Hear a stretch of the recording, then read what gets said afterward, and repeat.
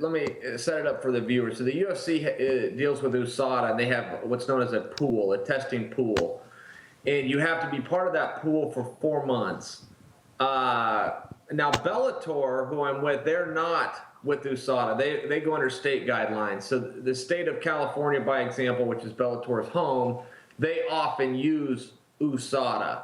But as far as being in a pool and the policies changing, they're not subject to the same protocol. Bellator gets asked, why do you guys not use USADA? And there's some people that are just married to those letters, man. They don't even know what they're saying. They just, somewhere somebody told them USADA was great.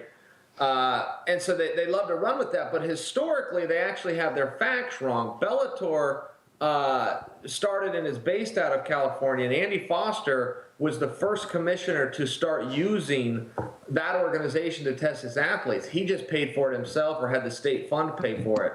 And so it was actually Bellator guys were the first ones tested through USADA. Even though it's not in policy historically, that is the timeline. Bellator was tested first. I thought I was under UFC contract, and there's been times in my UFC career where that contract lapses or you just fulfill it, and I've never thought about ever not going somewhere else or looking around for a different place to compete. It never even crossed my mind. I was always with the UFC and was always going to be with the UFC. So I don't know at what point I realized that paperwork had passed some dates. That was handled by Mike and Jeff, my managers, but it was recent. It was just recently.